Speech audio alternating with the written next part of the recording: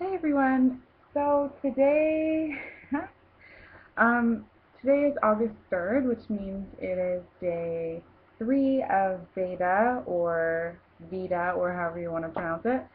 In other words, a video every day in August. So, um, I wanted to talk about, I'm not going to make this very long, but I did want to talk about breastfeeding and talk about how it is World Breastfeeding Week right now. I believe it is the first week of August.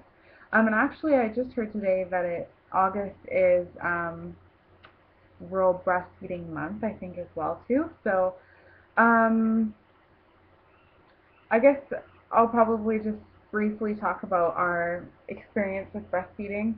Um, and for anyone who has followed my channel since I guess the beginning, um, you'll kind of already know what we went through, I guess. But yeah, I just wanted to talk about it because I don't know. I think I did do a video last year in August. I was still breastfeeding at that time, and I'm pretty sure that we did a video for World Breastfeeding Week. I think we did. Um, and as far as I know, World Breastfeeding Week was um, it was kind of created about 20 years ago, I think. And the point of it, at least my understanding, was to kind of help normalize breastfeeding, bring about awareness and support for mothers who maybe need it, and to just really get people talking about it. And I think that's awesome. So I'll just say it's funny, before Ava was born, I never imagined that I would have any issues with breastfeeding. I think that's because any person that I've known that is breastfed or is still breastfeeding, I don't really think I knew anyone or know of anyone that has had breastfeeding issues. And I mean, I knew, people could have lactation issues, but um, I never really imagined that that would happen to me. So, because my mom breastfed me and my sister and my brother, and my sister she has her third child now. She's still breastfeeding her, and I think she breastfed one of her kids until like 18 months, and um, and now my sister-in-law, her daughter is only 2 months younger than Ava, and she's still breastfeeding her. So, and she's 13 months now. So I just had like, a big family of, people that have never had issues with breastfeeding. So naturally, I never really imagined it would happen to me. So when I had Ava, we had issues right from the start, right from the moment she was born. And of course, the fact that I had a C-section didn't help that at all. I know people that have had C-sections that they still went on to breastfeed successfully and they didn't have any issues. But I think it kind of created issues for me. Um, I really had hoped to get her to latch immediately after birth, but of course I wasn't factoring in the fact that I might have a C-section. So she didn't get to. I don't even think I got to try to breastfeed her until about an hour after she was born. It might have been even longer than that. Um, I just remember being in the recovery room and having multiple nurses trying to help me to get her latch, and no one could help me to help her to get her to latch. We had major issues, and it was frustrating because, I was um, laying there, they're waiting for the freezing to kind of, go away, and my legs were still completely frozen. And trying to get her to breastfeed in that moment was just really frustrating. I was in the hospital for 5 days, and throughout that, she would breastfeed sometimes and sometimes not. And I really think I learned a lot. Well, I mean, I did learn a lot because going into it, I just didn't know what to expect. Of course, Ava's born. She doesn't know what she's doing. She has to learn. The mom has to learn. You both have to learn at the same time. And having a C-section just made it so much more difficult. I could only really try and breastfeed her in the football hold, which is like this way, because it was just painful if I held her in front. And we had latching issues.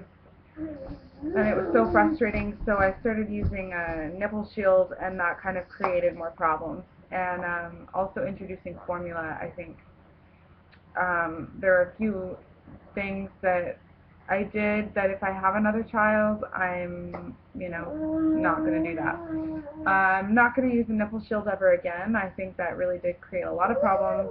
One of my lactation consultants, one of my lactation consultants said that she thought that I got mastitis because I was using a nipple shield. Hi, you should talkative. Because she says that when a baby is using a nipple shield, they're not able to empty the breast completely. Apparently, that's what she said. And she said if you're using a nipple shield, you really should pump as well. You're supposed to pump after you breastfeed. And I didn't know that. No one told me this until the second time after I had had mastitis. So when Ava was 2 months old, I decided to wean her off the nipple shield, and it took about a week to get her to properly latch. It was so difficult.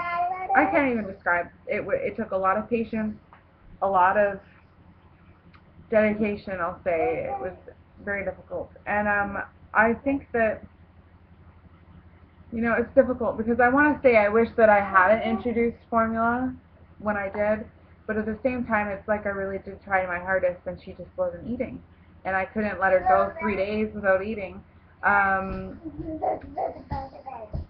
but I think it was just a combination of things that made it difficult. I think that she actually might have a lip tie, which would, explain also why she couldn't latch properly. And if she's being noisy, it's because my mom bought her 2 maracas today, so she's like crawling around with them. So yeah, without like just talking forever, I just want to say that even though she's 15 months and hi, even though she's 15 months and I stopped breastfeeding her at 6 months, and my C-section was 15 months ago, it's still very fresh in my mind, and the pain of not being able to breastfeed as long as I wanted to and the way I wanted to is also very fresh, and just kind of these feelings kind of came up again because of World Breastfeeding Week, and I know so many people that breastfeed, and everyone's talking about it, and it's awesome. I'm so happy that World Breastfeeding Week was, created, and I love it, and I love breastfeeding. I love that so many people do it, and people are trying to make it, more normal and not so taboo. It's just hard, and it's hard to describe to people who um, maybe didn't have issues with it. Like when I talk to my sister and my mom, I'm not sure if they fully understand why I'm still upset about it. I mean, it's not as bad now, but I still do get kind of teary-eyed when I think about it, and hi, and wishing that I could still be breastfeeding her, and feeling guilty about not being able to, as much as I wanted to, because my goal was to breastfeed exclusively, and I was never able to do that. I always had to supplement her, and that's a whole other can of worms that I'm not even going to go into, but yeah, as much as it hurts that I watch all these other people do it effortlessly, and it was so difficult for me. I'm hopeful. I hope that if I do have more children or another child, that breastfeeding is not going to be as difficult. I hope that it was just, you know, we had a lot of things stacked against us, and I hope it was just that circumstance. I hope that in the future it's not going to be the same thing, because I don't know if I could do that again. It took a lot out of me, and yeah, but I'm so thankful that I was able to at least breastfeed for 6 months, even though it wasn't exclusive. Hi! Hi, baby. He's cute. Um, Hi. So yeah, I really wanted to make this video before the week was over, and kind of celebrate breastfeeding, and it's so wonderful. And even if you only breastfeed for 5 days or 5 weeks, 5 months, even 5 years. It's awesome. It doesn't even matter, you know, how little or how long you breastfeed. At least you tried. And also, even if you didn't breastfeed, even if you decided, hey, breastfeeding's not my thing, I don't want to do it, or if it was too difficult, you had to give it up, that's fine too. I I really have feelings for mothers that, you know, couldn't breastfeed, that had no milk. I mean, I'm thankful that at least I did have, I never had supply issues. I had more than enough milk.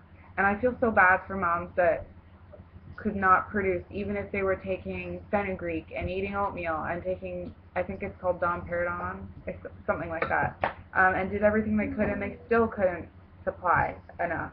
I feel so bad for those moms. And I just want to say, don't feel bad if you formula fed.